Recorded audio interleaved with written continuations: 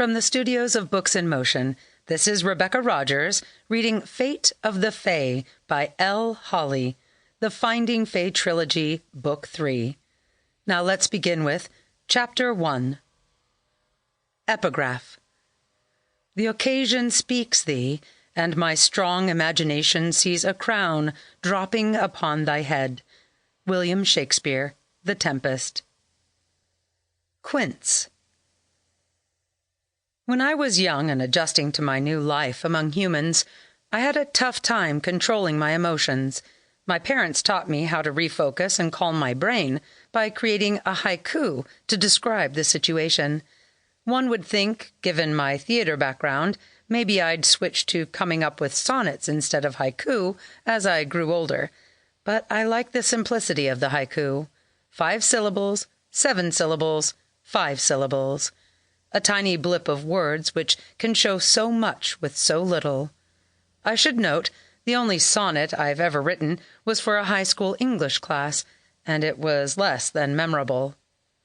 After years of practicing haiku to make sense of the world around me, my brain automatically starts to form thoughts into haiku when I'm in confusing or, as of late, dangerous situations.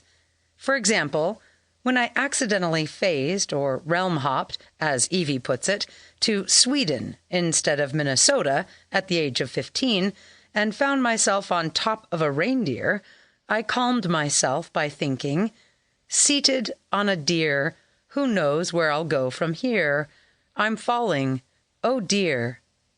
Nothing too memorable either, I suppose, but unlike my English class sonnet, my reindeer haiku is forever associated in my brain with the pain of falling in a snowbank and the confusion of finding myself in Sweden. Plus, I like the wordplay of dear and dear. There is another haiku which has stuck with me, though this one is more recent.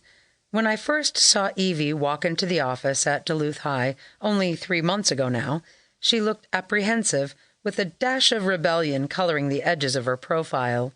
This alone would have interested me, but I had been shocked to see the shimmery aura of recently practiced magic around her, which let me know she was a fae like me. Another fae at Duluth High? I knew some fae lived in the human realm, like my family, but I hadn't come across any in Duluth, Minnesota.